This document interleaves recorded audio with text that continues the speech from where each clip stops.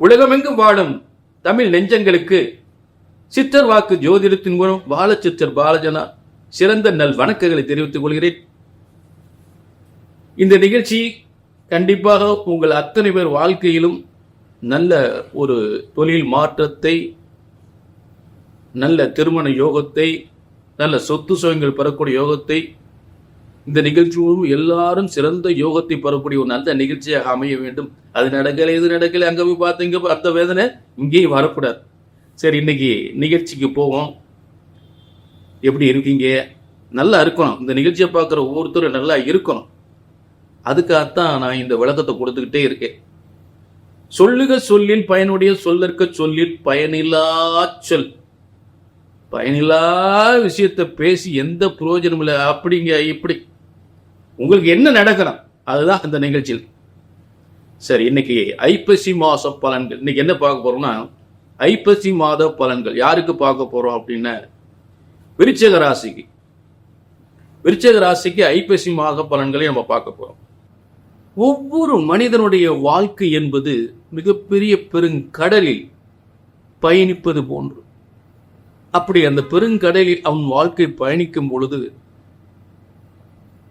மிகப்பெரிய சோதனைகள், இயற்கையின் சீற்றங்கள், புயல், வெள்ளம், மழை என்று மிகப்பெரிய சோதனைகள் அந்த பயணத்தில் ஏற்படும். அப்படி அந்த மாதிரி சோதனைகள் ஏற்படும் பொழுது ஒரு மனிதனுடைய வெற்றிகள், அதை எதிர்கொண்டு வெற்றி கொள்ளக்கூடியது, தோல்வி அடைவது என்பதெல்லாம் பிரபஞ்சத்தின், பிரம்மன் படைத்த பிரபஞ்ச சாஸ்திரத்தின்படி, பிரபஞ்ச சக்தியின்படி ஒரு மனிதன் வெற்றி பெறுகிறார். அந்த பிரபஞ்ச சக்தியின் கிரகங்களின் வலிமை குறைந்துவிட்டால் தோல்வி அடைகிறார். ஆக புத்தியுள்ள மனிதனெல்லாம் வெற்றி காண்பதில்லை, வெற்றி பெற்ற மனிதனெல்லாம் புத்திசாலி இல்லை. எல்லாமே இந்த பிரபஞ்சத்தில் பிரம்மன் படைத்த பிரபஞ்ச சக்தியினால் ஏற்படுகின்ற மிகப்பெரிய வெற்றிகள், தோல்விகள் என்பதை மறந்து விடாதீர்கள். ஒரு மனிதன் நான் தான் என்னுடைய திறமையில் தான் வெற்றி அடைந்தேன் என்று சொல்லக்கூடியது தவறு.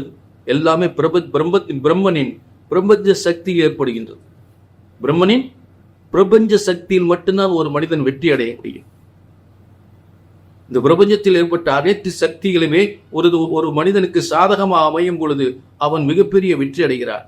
எவ்வளவு பெரிய திறமையாக இருந்தாலும், எவ்வளவு பெரிய புத்திசாலித்தனமாக இருந்தாலும், இந்த பிரபஞ்சத்தினுடைய சக்தி அவனுக்கு சாதகமாக இல்லை என்றால், நான் இவ்வளவு திறமையாக இருக்கிறேன், இவ்வளவு பாடுபடுகிறேன், இவ்வளவு புத்திசாலித்தனமா இருக்கேன், எனக்கு எதுவுமே அடக்க மாட்டேங்குது அப்படின்ற வேதனைகள். ஆக ஜோதிட சாஸ்திரம் பிரம்ம வேதத்தில் உருவாக்கப்பட்டது, ஒருபோதும் தப்புவதில்லை, தவறுவதில்லை என்பதை மறந்து விடாதீர்கள். ஐயா, நீங்க எல்லாம் சொல்றீங்க, ஒருத்தர் போய் ஜாதகத்தை பார்த்து அவர் ஒண்ணு சொல்றாரு, இவர் ஒண்ணு சொல்றாரு. உதாரணத்துக்கு ஐயா, உங்களை ஏதோ கடைசியா உங்களை பார்க்க வந்திருக்கோம். ஒருத்தட்ட போனா செவ்வாய் தோஷம் ஒருத்தர் இருக்குன்றாரு, செவ்வாய் இன்னொருத்தட்ட போனா செவ்வாய் தோஷம் இல்லைங்கிறாரு. ஒவ்வொருத்தரும் ஒவ்வொரு விதமா சொல்றாங்க. எதை நம்புறதுனே தெரியலைங்க. இப்படிப்பட்ட குழப்பத்துல வந்திருக்கோம். ஆக எத்தனை தோஷமும் இருந்துட்டு போது, நடக்க வேண்டியது நடக்கும். பிரம்ம வேத சாஸ்திரத்துப்படி உங்கள் ஜாதகத்தை சரியாக கணித்தால் சரியாக நடக்கும். தோஷம் இருந்துட்டு போகுது, தோஷம் இருந்துட்டு போகுது, செவ்வாய் தோஷம் இருந்துட்டு போகுது, சர்ப்ப தோஷம் இருந்துட்டு போகுது, கலசர தோஷம் இருந்துட்டு போகுது. எது எப்ப நடக்கும் என்று சரியாக கணித்தால் சரியாக நடக்கும். ஏன் நிறைய இடத்துல ஜாதகத்தை பார்த்து ரொம்ப சலுத்து போய் ரொம்ப வெந்து நொந்து போய் உட்கார்ந்துருக்கும். உங்களுக்கெல்லாம் நான் சொல்லக்கூடிய வார்த்தை இதுதான். நல்ல கவனிங்க. ஒரு ஜோதிடத்தின் பலன் சொன்னது நடக்கவில்லை என்றால் ஒன்று உங்கள் ஜாதகம் தவறாக இருக்க வேண்டும், இல்லை என்றால் ஜோதிடன் நான் தவறாக இருக்க வேண்டும் என்பதைத்தான் திரும்ப திரும்ப சொல்லிட்டு இருக்கேன். இதுதான் மறுக்க முடியாத உண்மை. சொன்னது நடக்கலைன்னா ஒண்ணு உங்க ஜாதகம் தப்பாருங்களே, ஜோசியர் நான் தப்பாருங்க. இதுதாங்க உண்மை. ஜோதிட சாஸ்திரம் ஒருபோதும் தப்புவதில்லை, தவறுவதில்லை. இந்த பிரபஞ்சத்தில் பிரபஞ்ச சக்தியை இந்த நவ கிரகங்களினால் உலகத்தை ஆட்டி படைத்துக் கொண்டிருக்கிறது. அத்தனை சக்திகள் இந்த பிரபஞ்சத்தில் நவ கிரகத்தில் மூலமே நடந்து கொண்டிருக்கிறது என்பதை ஒருபோதும் மறந்து விடக்கூடாது. ஆக உங்கள் பிரச்சனைகளை, கல்யாணம் முடியலையா, எத்தனை வருஷம் ஐயா 7-8 வருஷமா பொண்ணு பார்த்துக்கிட்டு இருக்கோம். 7 வருஷம் போனது, ஒருத்தர் போனா செவ்வாய் தோசை இருக்கின்றாரு, ஒருத்தர் போனா செவ்வாய் தோசை என்றாரு, ஒருத்தர் ஒவ்வொன்று சொல்றாங்க. நாங்கள் என்னென்னமோ பரிகாரம் பண்ணி பார்த்துட்டோம். பையனுக்கு அரசாங்க வேலைக்கு முயற்சி பண்றான், அவனுக்கு வேலை கிடைக்க மாட்டேங்குது. அப்ப ஒரு நல்ல உத்தியோகம் கிடைக்கணும், நல்ல காலத்துல கல்யாணம் முடியணும். இதுக்கெல்லாம் எத்தனையோ இடத்துக்கு அலைஞ்சு திரிஞ்சு பார்த்து வேதனைப்பட்டு வந்திருக்குங்கய்யா. ஆக இப்படிப்பட்ட வேதனைக்கு வரக்கூடாது. எந்த பிரச்சனையா ஒரு முறை இப்படி ஜாதகத்தை தூக்கி உங்களுக்கெல்லாம் சொல்லக்கூடிய உறுதியான உத்தரவாதம் தான். என்னென்ன பிரச்சனை உங்கள் இடத்துலயே ஒரு முறை ஜாதகத்தை அப்படி தூக்கி ஆச்சுன, இது இந்த காலத்துல நடக்கும் என்றால் நடக்கும், நடந்தே ஆகும், நடந்தே தீரும். அப்படி நடக்கல அப்படின்னா என்ன காரணம் அப்படின்னா சொல்லிட்டேன். ஒன்னும் உங்க ஜாதகத்தை பார்க்கணும், இல்லாட்டி ஜோசியத்தை பார்க்கணும். ஆக அதே போல ஒரு பரிகாரம் என்ற பிரம்ம வேத சாஸ்திரத்தில் சரியான பரிகாரம் ஒன்று உண்டு. அதை முறைப்படியாக ராகு திசை நடக்கும்போது செவ்வாதோஷம் பரிகாரம் பண்ணக்கூடாது. அதே போல சனி திசை நடக்கும் போது செவ்வாதோஷம் பரிகாரம் பண்ணக்கூடாது. இப்படி தப்பா பரிகாரம் பண்ணிட்டு நடக்கல. எந்த ஒரு பிரம்ம வேத சாஸ்திரத்தில் சரியான முறையில் சரியான பரிகாரத்தை சரியானபடி நிவர்த்தி செய்தால் நடக்காத காரியம் நிச்சயமாக நடக்கும். ஆக நல்ல கவனிங்க. நீங்க எந்த விதத்திலும் கவலைப்பட வேண்டிய அவசியமே இல்லை. என்ன நடக்கல, கண்டிப்பா ஒரு முறை ஜாதகத்தை கையில் எடுக்க, கண்டிப்பாக சொன்னது நடக்கும், நடந்தே ஆகும், நடந்தே தீரும். இப்ப ஐப்பசி 1 முதல் நல்லங்க விருச்சிக ராசிக்கு ஐப்பசி 1 முதல் ஐப்பசி 29 வரை இருக்கக்கூடிய ஒரு ஐப்பசி மாத பலன்கள். சூரியன் எந்த ராசியில் இருக்கிறாரோ அதுதான் ஐப்பசி மாதம். அப்ப சூரியன் துலா ராசியில் இருக்கிறார். அப்ப விருச்சிக ராசிக்கு 12ஆம் இடம். விருச்சிக ராசிக்கு 12ஆம் இடம். 12ஆம் இடத்துல சூரியன் இருக்கார். இப்ப விருச்சிக ராசிக்கு முதல்ல கிரக அமைப்புகள் பார்க்கும்போது முதல்ல ஐப்பசி மாசத்தை உருவாக்கக்கூடிய சூரியன் 12இல் இருக்கிறார். விருச்சிக ராசியில் சுக்கிரன். விருச்சிக ராசிக்கு 4ஆம் இடத்தில் சனி கேந்திர வலிமையோடு, அடுத்த 5ஆம் இடத்தில் ராகு. விருச்சிக ராசிக்கு 7ஆம் இடத்தில் குரு சிறந்த வலிமை, 7ஆம் இடம் கேந்திர வலிமை. அதே நேரத்தில் திக்பலம் என்று சொல்லக்கூடியது. அடுத்து விருச்சிக ராசி 8ஆம் இடத்தில் செவ்வாய் ஆரம்ப கிரக அமைப்பதான் மாறுது. அப்புறம் கிரகங்கள் நல்ல மாற்றங்கள் ஏற்படுது. விருச்சிக ராசிக்கு 11ஆம் இடத்தில் கேது, விருச்சிக ராசிக்கு 12ஆம் இடத்தில் சூரியன் புதன். இதுதான் ஆரம்ப கிரக அமைப்புகள். இப்ப முதல்ல பாத்தீங்கன்னா இந்த சூரியன் 12இல் இருக்கக்கூடிய, அதாவது 10ஆம் சூரியனுக்கு விருச்சிக ராசிக்கு 10ஆம் அதிபதியான சூரியன் 12ஆம் இடத்திற்கு வரும் பொழுது தொழில்கள் பார்த்தீங்கன்னா கொஞ்சம் ஒரு நீண்ட தூர பயணத்தின் மூலம் தொழில்கள் மிகப்பெரிய, அதாவது விருச்சிக ராசிக்காரங்க நிறைய இருப்பாங்க. அதுல வெளி மாநிலங்களோ வெளிநாடு தொடர்பு இருக்கக்கூடியவர்களுக்கு, வெளிநாட்டு தொடர்பு வெளி மாநில தொடர்போடு இந்த தொழில்கள் செய்யக்கூடியவர்களுக்கு இந்த துளாராசி இந்த துளாராசியில் இருக்கக்கூடிய சூரியன் மிகப்பெரிய வெற்றியை தருவார். விருச்சிக ராசிக்கு 12ஆம் இடத்தில் இருக்கக்கூடிய துளாராசியில் இருக்கக்கூடிய சூரியன். புரிஞ்சுட்டீங்களா? ஆக விருச்சிக ராசிக்கு இந்த 10ஆம் அதிபதி 12ஆம் இடத்தில் துளாராசியில் இருக்கும் பொழுது நீண்ட தூர பயணத்தின் மூலம், வெளிநாட்டு தொழில் மூலம், இல்ல வெளிநாட்டு பயணத்தின் மூலம் வருமானத்தை தரக்கூடிய, உத்தியோகத்தை, வருமானத்தை, முன்னேற்றத்தை, தொழிலில் தரக்கூடிய நிலையில் சூரியன் இருக்கக்கூடிய முதல் அமைப்பு. சரி, இப்ப விருச்சிக ராசிக்கு இப்ப 7ஆம் இடத்தில் குரு இருந்து விருச்சிக ராசியை பார்த்துக்கிட்டே இருக்கும் பொழுது அது வெளிநாட்டு தொடர்பு தான். வெளிநாட்டு வேலை வாய்ப்பு, நல்ல திருமண யோகம், நல்ல ஒரு உத்தியோக உயர்வு, மனைவியால் கணவனுக்கு யோகம், கணவனால் மனைவிக்கு யோகம் என்று சொல்லக்கூடிய ஒரு அருமையான ஒரு யோகம் குரு சுக்கிரனை பார்த்து கொண்டே இருக்கும் பொழுது. விருச்சிக ராசியில் ஆரம்பத்தில் சுக்கிரன் இருக்கார், ஏற்கனவே இருக்கிறார். அந்த சுக்கிரனை குரு ரிஷபராசியிலிருந்து பார்க்கும் பொழுது விருச்சிக ராசிக்கு நிறைய வந்து ஆண்களா இருந்தால் பெண்களுக்கு யோகம், பெண்களா இருந்தால் ஆண்களுக்கு யோகம். அப்படிப்பட்ட ஒரு கணவனாக இருந்தால் மனைவிக்கு யோகம், மனைவியா இருந்தால் கணவனுக்கு யோகம் அப்படின்ற ஒரு பலன் தான். அவங்களுக்கெல்லாம் நல்ல வேலை வாய்ப்பு, வெளிநாட்டு வேலை வாய்ப்பு, நல்ல திருமண யோகங்கள், நல்ல வருமானங்கள், முன்னேற்றங்கள், வெளிநாட்டு வேலை வாய்ப்புகள், நடக்காத திருமணங்களை நடக்கிறது. புரிஞ்சுறீங்களா? இப்படி இரண்டாம் திருமணம், இப்படி பல விஷயங்கள் இருக்கு. சரி, இப்ப முதல்ல சில மாற்றங்கள் வருது. ஐப்பசி 6 செவ்வாய், அதாவது விருச்சிக ராசிக்கு அதிபதியும் 6ஆம் அதிபதியான செவ்வாய் வந்து 8ஆம் இடத்திலிருந்து பாக்கியஸ்தானத்துக்கு வர்றது விருச்சிக ராசிக்கு ஒரு சிறந்த யோகம். நல்ல மனிதர்களின் ஒரு ஆதரவு, நல்ல மனிதர்களின் நட்பு, தந்தை வழி சொத்துக்கள், உயர்ந்த பதவிகள், நீண்ட தூர பயணங்கள்.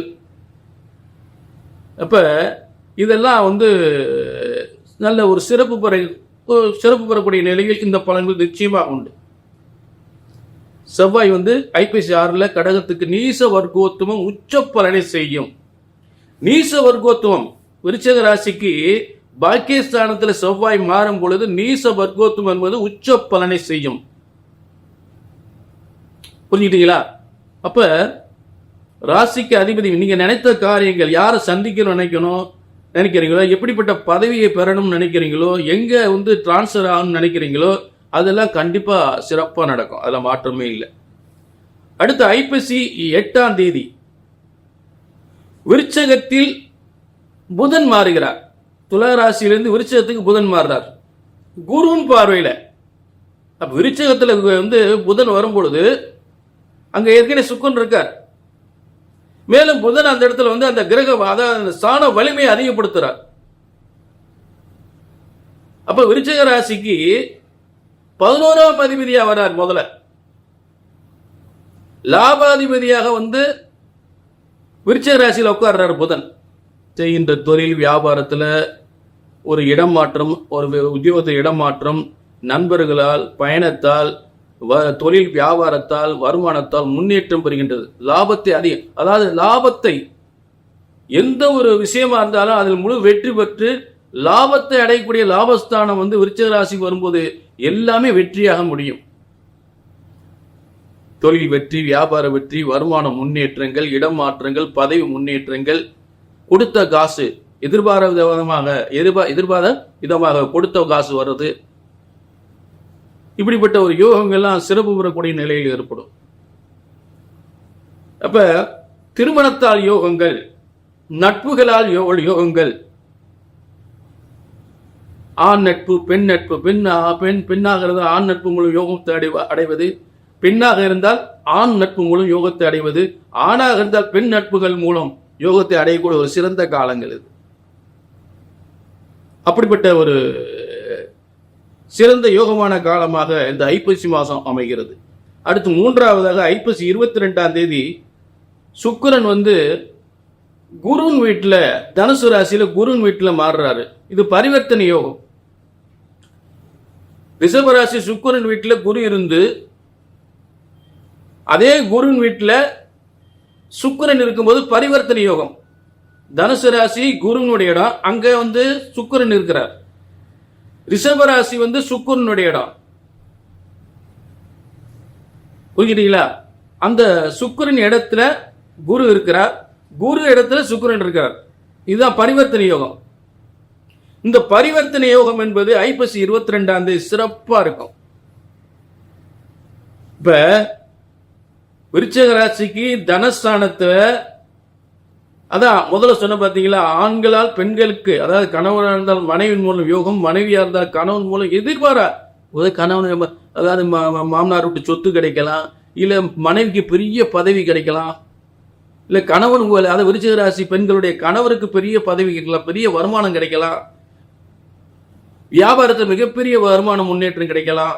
இதெல்லாம் வந்து விருச்சிக ராசி தனஸ்தானத்துல சுக்கிரன் 7ஆம் அதிபதியாக தனஸ்தானத்தில் உட்கார்ந்து பரிவர்த்தனை யோகத்தில் இருக்கும்போது சொத்துக்கள், திடீர் லாட்டரி யோகங்கள், அற்புதமான திடீர்னு கொட்டி தருகின்ற யோகங்கள், லாட்டரி யோகம்லாம் இருக்கு.